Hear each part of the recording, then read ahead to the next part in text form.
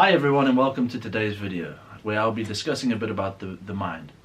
First, I would like to discuss the mind and the brain. The brain is an organ. It's something we can physically see. It's also something where we know it's located. So if I had to say something along the lines of close your eyes, clear your thoughts and point out your brain, we're obviously going to point up to the skull. Now if I had to say the same thing, close your eyes, clear your thoughts with the same finger, point out your mind, it's going to be a bit more tricky. The reason for that is the mind is connected to every single cell throughout our body, right? So a great analogy is something like a car. If you can imagine, our body is obviously the car's body, our brain being the engine, and our mind being the driver. Without a driver, the car can't go. Without an engine, the car can't go. Now obviously when we're learning how to drive, we have many different influences. What I mean by that is, when we're learning, our parents might say to us, we need to parallel park in a specific way, where our teacher, the driving teacher might give you a different way to do it. At the end of the day, the main purpose is to complete your driving test, where that teaches you the rules of the road and how to drive safely without being a hazard to society. So let's talk a bit about the learning how to drive. So as I mentioned, your brain or your mind is influenced by many different things. So when you're growing up, your parents install beliefs in you. When you're going through school installs beliefs in you as well, and then these have a later impact on your life. What I mean by that is it could be self-sabotage, it could be lack of self-esteem, lack of self-confidence, all of these wonderful things. We go through school, we finish school, and then we're left to sort of, our own devices. We leave home, we then have to make it in the big wide world. And what we then do is we forget to train the most important thing, right, which is our mind.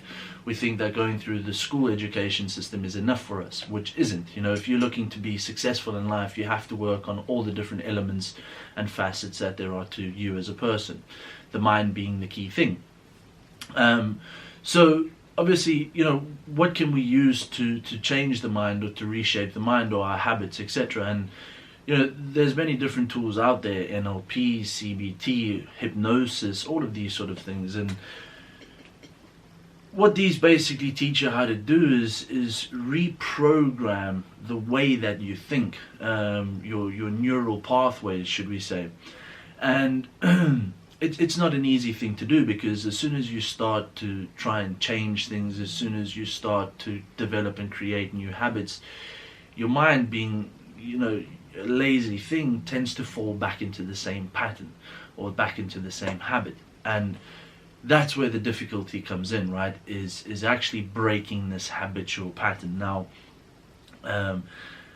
what you can do, and what I found to be really, really helpful, just to do something by myself, was every night before I go to sleep, should I say, I like to listen to something which is, about affirmations, telling yourself that you are good at something, or telling yourself repetitively that you are going to be successful.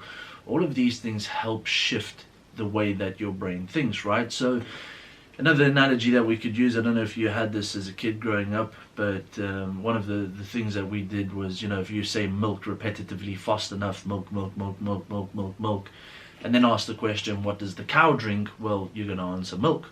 That's just, because you've been repeating it to yourself so often. And that's the same sort of thing that what happens with self-sabotage or self-doubt. We were told as kids, if you don't pass school, or if you don't go to university, you're never going to amount to much in life. And you get this gets stuck in your head.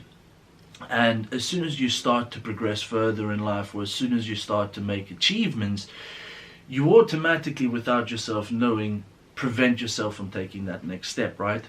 So this is where things like affirmations come in. As I say, it's telling yourself repetitively, and it's trying to get your brain to change those neural pathways. So, listening to affirmations at night or in the morning when you first wake up is a great way to reprogram your brain, or to start to reprogram your brain. again, as I say, your mind will fight back. Your brain will try, or your mind will try and stop you from progressing. But all you got to do is really stick to it.